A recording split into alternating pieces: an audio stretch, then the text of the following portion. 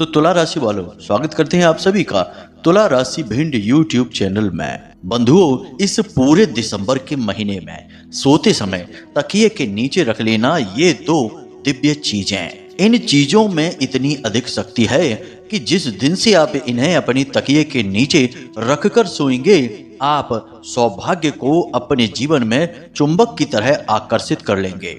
माता लक्ष्मी की विशेष कृपा आपको प्राप्त होगी और धन लक्ष्मी के रूप में माता आपके घर में हमेशा के लिए विराजमान हो जाएगी।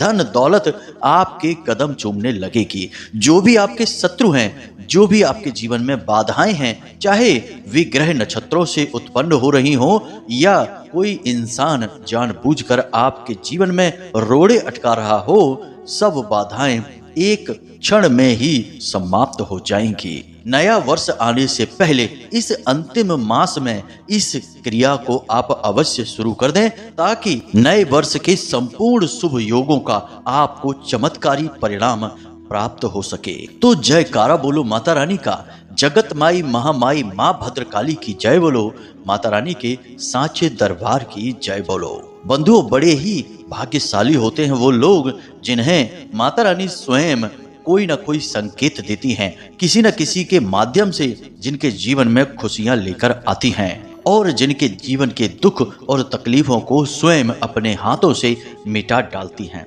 बंधुओं, ऐसे परम भाग्यशाली आप बनने वाले हो। बस आपको करना होगा यह एक छोटा सा काम। आपको इन दो छोटी सी चीजों को अपनी तकिए के नीचे अवश्य ही नित्य रख के सोना होगा। चमत्कार तो आप फिर अपनी आंखों से होते हुए अपने जीवन में देखेंगे ही। बंधुओं, एक बात याद रखना, आज का यह जो कार्यक्रम है, यह कोई साधारण कार्यक्रम नहीं है।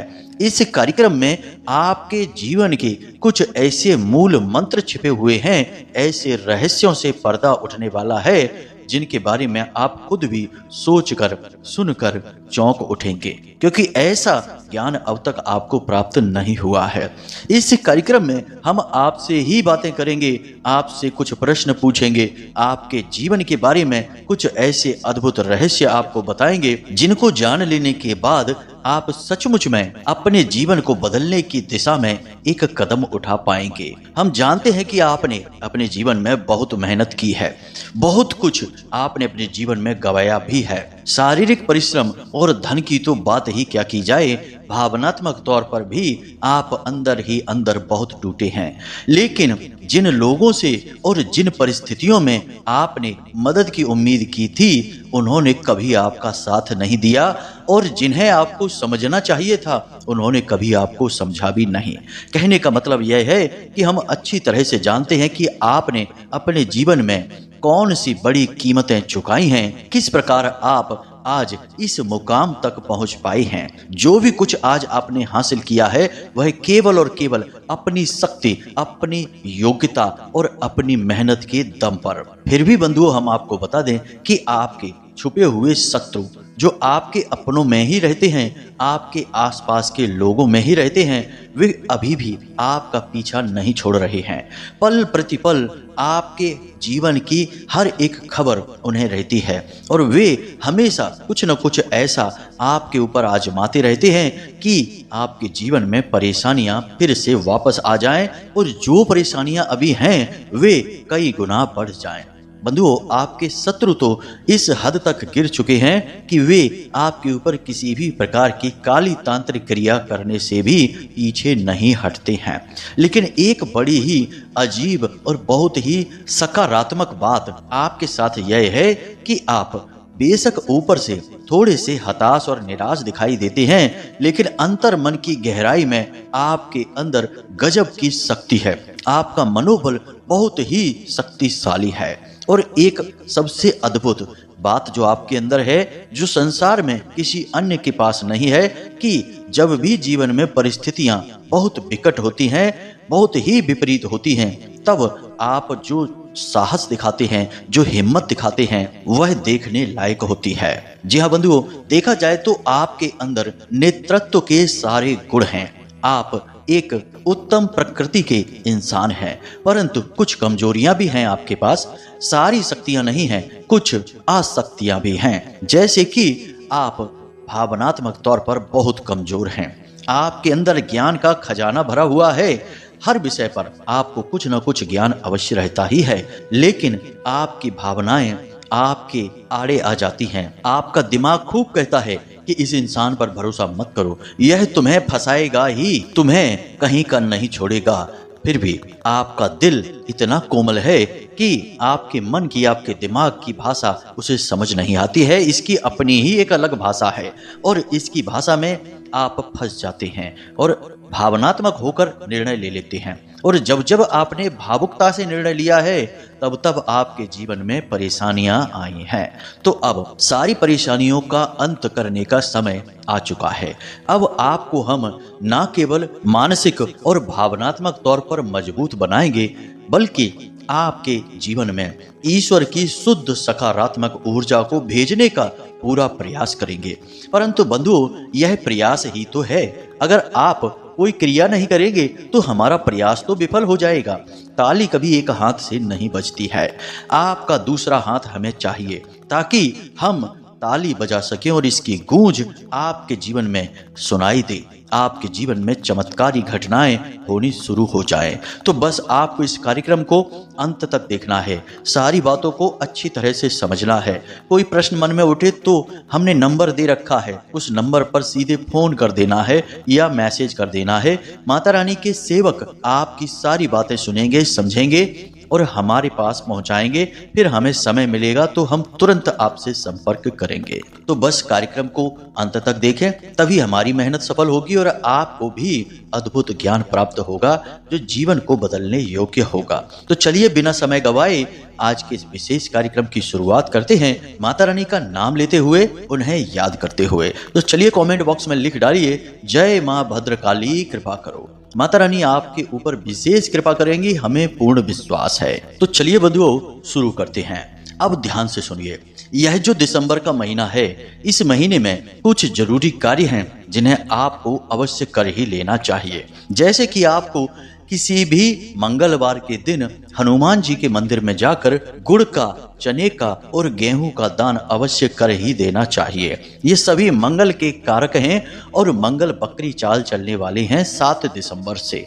उसके बाद आपके जीवन में कुछ परेशानियां उत्पन्न हो सकती हैं, क्योंकि मंगल का नाम तो मंगल है, परंतु है पूर्ण रूप से अमंगलकारी। इसलिए इन्हें साधने के लिए हनुमान जी की शरण में जाना पड़ता है। इनके अधिपति हनुमान जी ही हैं। तो आपको ये 3 वस्तुएं किसी भी मंगलवार के दिन निकट के हनुमान जी के मंदिर में दान कर आना है। इससे मंगल आपके अनुकूल हो जाएंगे। अब ध्यान से सुनिए, आपसे हम कुछ प्रश्न पूछेंगे। उन प्रश्नों के जवाब आपको अपने मन में देना है या यूं कहें कि विचार करना है। फिर आपको हम कुछ बातें बताएंगे जिन्हें जानकर आपको निश्चित तौर पर बहुत आश्चर्य होगा। अब सबसे पहले हम आपसे यह पूछते हैं कि रात्रि के समय जब आप सोने के लिए जाते हैं, तो जब तक आप नींद की गहराई में नहीं डूबते हैं, तब तक आपको सब पता रहता है कि आप कहाँ हैं, क्या कर रहे हैं, कैसे कपड़े आपने पहने हैं, कैसे लोग आपके आसपास हैं, दिन है कि रात है, यानी कि इस दुनिया की पूरी अनुभूतियां आपके पास होती हैं। लेकिन आप जैसे ही नींद की गहराई में जाते हैं, आप सब कुछ भूल जाते हैं। फिर आपको कुछ नहीं पता कि आपके आसपास कैसे लोग हैं, कैसी दुनिया है, दिन है, रात है, कुछ भी नहीं पता है। तो असल में आपको जब नींद में जाने की यह अवस्था हावी होती है, उस समय इस संसार से आपका संपर्क भी कमजोर होने लगता है और आप एक अलग संसार में जाने लगते हैं। अब उस संसार में, जिसे हम नींद का संसार कह सकते हैं अभी के लिए, फिर आगे उसका हम आध्यात्मिक नाम भी बताएंगे, उस संसार में जाने का समय क्या होगा यह आप निर्धारित नहीं करते हैं, यह शायद वही संसार निर्धारित करता है। इसीलिए आपने कभी देखा होगा कि कई बार तो आप बस यूं ही आंख बंद करके कुछ समय के लिए लेटेंगे और तुरंत नींद में चले जाएंगे, आपको पता ही नहीं चलेगा। और इसीलिए कभी कभी ऐसा होता है कि जब आप खूब सोने की कोशिश करेंगे, फिर भी आप नींद में नहीं जा पाएंगे, बस यहाँ से वहाँ करवटें बदलते रहेंगे।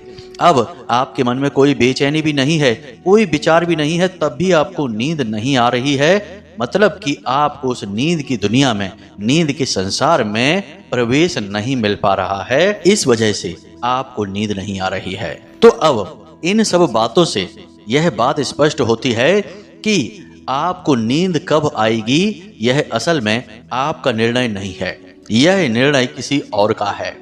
आप तो बस लेट जाते हैं, आंखें बंद करते हैं और नींद के आने का इंतजार करते हैं। यानी कि नींद एक रहस्य है। अब इस रहस्य के विषय में विज्ञान क्या कहता है, इस विषय पर तो चर्चा ना करें तो ही अच्छा है, क्योंकि विज्ञान को नींद के विषय में अभी कुछ भी नहीं पता चला। विज्ञान तो खुद बहुत बौना है, अभी बस विचार ही कर रहा है, सोच ही रहा है, अध्ययन रिसर्च अभी चल ही रही है नींद के ऊपर। लेकिन हमारा अध्यात्म इसके विषय में बहुत कुछ कहता है। हिंदू धर्म की उन्नत परंपराएं और ऋषि मुनियों की गहरे अध्ययनों के आधार पर बहुत सारी बातें हमें पता चली हैं कि नींद क्या है। अब आप ध्यान से सुनिए। जब हम रात्रि में सोने के लिए लेटते हैं तो हमारा जो शरीर है वह तो विश्राम की अवस्था में चला जाता है, लेकिन इसी शरीर से जुड़ा हुआ एक और शरीर होता है जिसे हम आत्मिक शरीर कहते हैं, या फिर यूं कहें सूक्ष्म शरीर, जो हमारे इस शरीर से एक रेशमी धागे से जुड़ा रहता है जिसे हम सिल्वर कॉर्ड कहते हैं। यह धागा हमारी नाभि से और सूक्ष्म शरीर के नाभि से आपस में जुड़ा रहता है। अब जब आप नींद में जाते हैं तो असल में यह सूक्ष्म शरीर आपके भौतिक शरीर को छोड़कर अन्य लोगों के भ्रमण में चला जाता है। इसीलिए आप जब सोकर जागते हैं और कुछ सपने देखते हैं तो आपको सपनों की अधूरी सी यादें रहती हैं। कभी कभी तो सपना आपको याद ही नहीं रहता है, और याद रहेगा भी तो हल्की फुल्की यादें रहेंगी, पूरी तरह से नहीं। अब ऐसा क्यों? क्योंकि जो भी कुछ सपने में आपने देखा वह आपके इस भौतिक शरीर ने नहीं देखा, यह तो आपके बिस्तर पर पड़ा था, इसलिए यह इस भौतिक शरीर की यादें नहीं है, लेकिन आपके सूक्ष्म शरीर ने वह सब कुछ देखा, इसलिए वे यादें आपके सूक्ष्म शरीर की हैं। इसीलिए जब आप सोकर जागते हैं तो आपको कुछ भी ठीक से याद नहीं रहता कि आपने क्या सपना देखा। लेकिन कुछ सपने ऐसे होते हैं जो आपको पूरी तरह से याद भी रहते हैं, वे असल में संदेश होते हैं। जी हाँ बंधुओं, जो आपका सूक्ष्म शरीर आपके इस भौतिक शरीर में, आपके मन मस्तिष्क में डालना चाहता है, क्योंकि वह आपके किसी पितृ पूर्वज से मिलकर आया है, किसी ऐसे संसार में घूमकर आया है जहां से कुछ विशेष सूचना है जिसका लाभ आपको प्राप्त हो सकता है, आपके उपयोग की है वह सूचना। मित्रों, उम्मीद कर रहे हैं हम कि आप हमारी सारी बातों को गहराई से समझ रहे हैं, क्योंकि बिना ध्यान दिए आपको कुछ भी समझ में नहीं आएगा। यहाँ पर हम पूर्ण आध्यात्म की बात कर रहे हैं। अब मानकर चलिए कि आपका सूक्ष्म शरीर आत्मिक लोक में भ्रमण कर रहा है। वहां पर वह कई प्रकार के लोगों को देखेगा, जीव जंतुओं को देखेगा जो अब इस संसार में नहीं रहते हैं, आत्माओं के संसार में। लेकिन वहीं से वह सूक्ष्म शरीर अन्य लोकों में भी जा सकता है, जैसे पितृलोक में, सूर्यलोक में, ब्रह्मलोक में, सतलोक में, तपलोक में, या फिर हमारे जो शास्त्रों में वर्णित कई प्रकार के लोक हैं। अब हमारा सूक्ष्म शरीर जब पितृलोक में जाएगा तो वह हमारे पितृ पूर्वजों से मिलेगा। इसीलिए आपको सपने में ऐसा लगता है कि आप अपने किसी पुरखे पूर्वज को देख रहे हैं जो अभी इस संसार में नहीं है। जब उनसे मिलेगा तो वह उनसे बातें करेगा, उनके दर्शन करेगा, और यदि कुछ सूचना है तो वे आपको सूक्ष्म शरीर को जो सूचना देंगे उस सूचना को लेकर आपके पास आएगा। इसीलिए वह सपना आपको याद रहेगा। अक्सर ऐसे सपने आपको याद रहते हैं जिनमें आप भगवान के दर्शन करते हैं, ईश्वर के किसी रूप के दर्शन करते हैं, किसी मंदिर के दर्शन करते हैं, या फिर किसी पर्वत, पहाड़ या नदी के दर्शन करते हैं, या फिर अपने किसी पितृ पूर्वज को जो अभी संसार में नहीं है, मरे हुए हैं, ऐसे लोगों के दर्शन करते हैं, या फिर भविष्य में होने वाली किसी बड़ी दुर्घटना के बारे में आपको अनुमान हो जाता है, ऐसी चीजों के दर्शन करते हैं। तब आपको ये सपने सोकर जगने के बाद पूरी तरह से याद होते हैं, क्योंकि ये सपने असल में संकेत होते हैं जो आपका सूक्ष्म शरीर आपको देना चाहता है। यानी कि यहाँ तक आपने यह समझा कि आप जब नींद में जाते हैं तो असल में आपका यह भौतिक शरीर तो सो जाता है, लेकिन आपका सूक्ष्म शरीर एक यात्रा पर निकल जाता है, और यह यात्रा अलग अलग लोगों की है। तो अब यहाँ तक आपको यह समझ में आ गया है कि सूक्ष्म शरीर किस प्रकार आपके सोने के समय पर यात्रा पर निकलता है। अब यहाँ पर आपके काम की एक बात और निकल कर आती है कि आपका सूक्ष्म शरीर आपको भविष्य में होने वाली बहुत सारी सूचनाओं की जानकारी दे सकता है, अलग अलग लोगों की यात्राएं कर सकता है, कई प्रकार की दिव्य ऊर्जाओं की, यहाँ तक कि देवी देवताओं की और भगवान के संपर्क में भी आसानी से आ सकता है। तो अब मूल बात यहाँ पर यह निकल कर आती है कि आप देवी देवताओं की विशेष कृपा और आशीर्वाद को इस प्रक्रिया से गुजरकर आसानी से हासिल कर सकते हैं। अब यह क्रिया क्या है, इसे आप ध्यान से समझिए।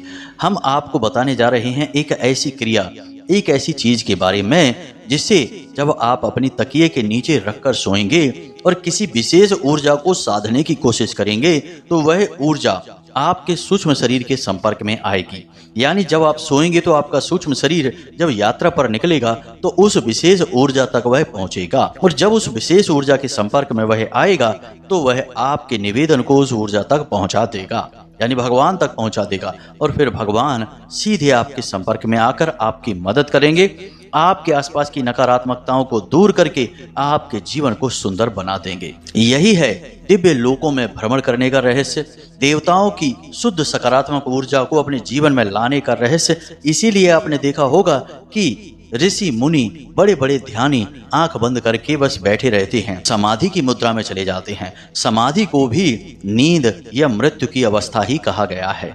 आपने देवी देवताओं तक को देखा होगा कि वे भी ध्यान की अवस्था में बैठे रहते हैं, फिर चाहे भोलेनाथ ही क्यों ना हो, चाहे भगवान श्री हरि विष्णु ही क्यों ना हो। जैसे कि इस समय भगवान श्री हरि विष्णु योग निद्रा में ही लीन हैं और ब्रह्मा जी तो हैं ही तपस्वी, वे तो ध्यान में बैठे ही रहते हैं।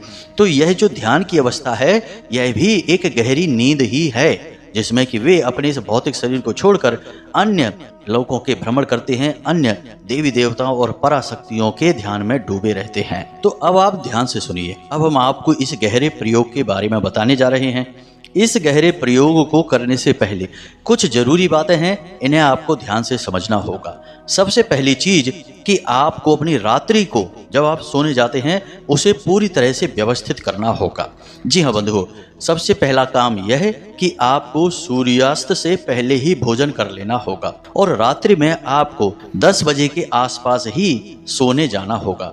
अब यदि आप लेट सोते हैं, 11 बजे या 12 बजे सोते हैं, तब भी कोई समस्या नहीं है, बशर्ते कि आपको सोने जाने से कम आधे घंटे पहले ना तो मोबाइल फोन चलाना है और ना ही किसी से कोई चर्चा करनी है, कोई बात करनी है। बिल्कुल अपने दिमाग को खाली रखना है, कोई भी ख्याल अपने दिमाग में लेकर नहीं आना है, बस मौन रहना है, शांत रहना है और अपनी उस मनोकामना के बारे में सोचना है जिसे आप पूरी करवाना चाहते हैं।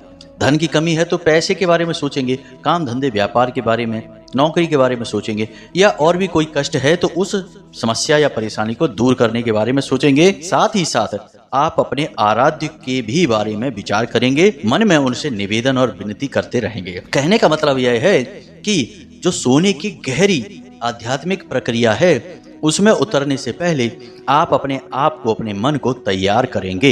इससे आपके सूक्ष्म शरीर को बल प्राप्त होता है और एक सही दिशा निर्देश भी प्राप्त होता है, अन्यथा वह कहाँ भटकेगा, यूं ही भटकता रहेगा, आपके बताए हुए मंजिल तक नहीं पहुंचेगा, देवी देवताओं तक नहीं पहुंचेगा। अब आपकी आस्था और विश्वास जिस भी देवी देवता में है उसी से आपका सूक्ष्म शरीर संपर्क करेगा, तो आपको उनके बारे में मन में विचार करते रहना है।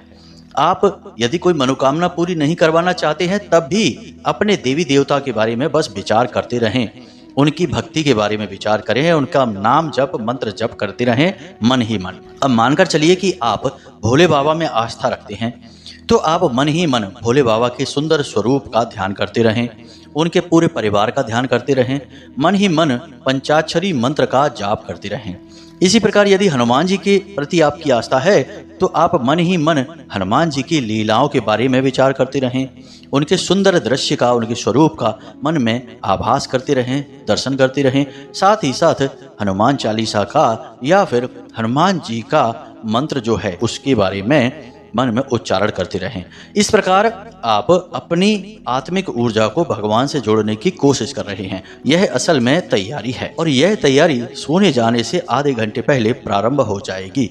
अब आप काम चाहे कोई भी करते रहें, खाना देने का काम कर रहे हैं, खाएंगे तो आप नहीं, उस समय बात नहीं करना है, बस मन ही मन यह आपको दोहराते रहना है। कोई मनोकामना यदि है आपकी तो आप उसके बारे में भी विचार करते रहें कि हे भगवान, हमारे पास पैसे की बहुत तंगी है, कुछ भी करके आप हमारी तंगी को दूर करिए। या फिर कर्जा है तो हे प्रभु हमारे ऊपर बहुत कर्जा है, कुछ भी करके हमें इस कर्जे से मुक्ति दिलाइए। इस प्रकार आप विचार करते रहेंगे। बंधुओं, याद रखना कि यह कोई साधारण प्रक्रिया नहीं है जिसके बारे में हम विचार कर रहे हैं, आपको बता रहे हैं। ऐसी गहरी आध्यात्मिक प्रक्रियाओं के बारे में केवल साधक ही आपको बता सकते हैं, अनुभवी इंसान ही बता सकता है। गैर अनुभवी इंसान तो इनके बारे में सोच भी नहीं सकता है। तो इन बातों को आप हल्के में बिल्कुल मत लेना। कुछ ही दिनों के प्रयोग के बाद आपका जीवन 100% बदल जाएगा। हम आपको लिख कर दे सकते हैं इस बात को। अब आप इस प्रक्रिया की शुरुआत कर चुके हैं। आपने हल्का भोजन लिया है, सोने जाने के आधे घंटे पहले आपने मोबाइल फोन को दूर रख दिया है, किसी से कोई बात नहीं कर रहे हैं, मन ही मन आप ख्याल कर रहे हैं, विचार कर रहे हैं। अब आपको करना क्या है, कौन सी चीज है जो अपने तकिए के नीचे रखनी है, जरा इन बातों को ध्यान से समझिए। तो आपको यह क्रिया कैसे करनी है समझिए। आप सोने जाने से पहले स्नान करेंगे, उसके बाद आप अपने पूजा घर में जाएंगे। पूजा घर में आपको एक भोजपत्र, अनार की कलम और अष्टगंध की स्याही लेनी है और भोजपत्र पर आपको 3 बार इस मंत्र को लिखना है, ओम त्रीम नमः, ओम त्रीम नमः। हम इस मंत्र के बारे में आपको पहले भी बता चुके हैं। अलग अलग इसके कई प्रकार के प्रयोग हैं, लेकिन इस मंत्र की शक्ति बहुत ही प्रचंड है। यह त्रिशक्ति को समर्पित है और हमारी संपूर्ण सृष्टि त्रिशक्ति से ही बनी हुई है। जैसे हम ब्रह्मा विष्णु महेश यानी कि सृजन, पालन और संहार की शक्ति कहते हैं। तो इस त्रिशक्ति का आह्वान आप कर रहे हैं। देवी देवता आपके जो भी हैं, आपके मन में हैं, उनके बारे में अलग बात है, लेकिन संपूर्ण देवी देवताओं का संबंध कहीं ना कहीं इन्हीं त्रिशक्तियों से ही होता है। तो अब आपने क्या करना है कि इस कागज पर यानी भोजपत्र पर आपको यह मंत्र 3 बार लिख लेना है। उसके बाद इस कागज को आपको भगवान भोलेनाथ या फिर भगवान श्री हरि विष्णु के चरणों में रख देना है। उसके बाद आपको गाय के घी का एक दीपक जलाना है और उस दीपक के पास बैठकर ही मन इस मंत्र का उच्चारण करते रहना है, ओम त्रीम नमः। इस मंत्र का आपको उच्चारण करते रहना है। कोई विशेष संख्या की सीमा नहीं है, कितनी भी बार आप उच्चारण कर सकते हैं। जब तक आपका दीपक जल रहा है तब तक आप उच्चारण करें। कम से कम 5-10 मिनट तो वहां बैठे ही। उसके बाद जब आपका दीपक शांत हो जाए तो उसके बाद आपको वह कागज भगवान के चरणों से उठाना है और मन ही मन भगवान से निवेदन करना है कि हे प्रभु, हमारी मनोकामना आप पूरी करिए। हम आपसे निवेदन करते हैं और हम आपकी शरण में हैं, आपकी मदद चाहते हैं। सपने के माध्यम से आप हमें संकेत दीजिए कि आप अब हमारी मनोकामना को पूरी करने वाले हैं। यह आपका मन में चल रहा विचार होगा, आपको बोलने की कोई जरूरत नहीं है, किसी से कुछ बताने की जरूरत नहीं है। यह बहुत ही गुप्त और व्यक्तिगत प्रयोग है। और याद रखना कि आप कुछ बोलें या ना बोलें, भगवान सब सुनते हैं, वे अंतर्यामी हैं, आपकी आत्मा को जानते हैं। तो अब आपको यह कागज उठाना है और इसे धीरे से अपने तकिए के नीचे रख लेना है। अब आपको सीधे होकर लेटना है और अपनी छाती पर दोनों हाथ रखने हैं और उसके बाद इसी मंत्र का फिर से उच्चारण करना है। जितनी भी बार आप कर सकते हैं, मन ही मन इसका उच्चारण करें और हर उच्चारण के बाद आप भगवान से निवेदन करें कि हे भगवान, हमें आप सपने में दर्शन देकर हमारी मदद करें और अपने साथ होने का हमें एहसास कराएं। इस प्रकार आप निवेदन करेंगे। यदि आपको मंत्र उच्चारण करते करते ही नींद आ जाती है तो कोई समस्या नहीं, बहुत ही अच्छी बात है। नहीं आती है, आप थक जाएं उच्चारण करते करते, तो आप आंखें बंद करके लेटे रहें, आपको नींद आ जाएगी। जब आपको थोड़ी देर बाद नींद आ जाएगी तो आपका जो सूक्ष्म शरीर है वह सीधे उसी लोक में जाएगा जिस देवी देवता के लिए आपने प्रार्थना की थी। याद रखना कि सीमाएं हमारे इस भौतिक शरीर के लिए हैं, आत्मिक शरीर के लिए, ऊर्जा शरीर के लिए कोई सीमा नहीं है, वह कहीं भी जा सकता है। अब आपको इस प्रयोग को कम से कम 7 दिन तक करना है।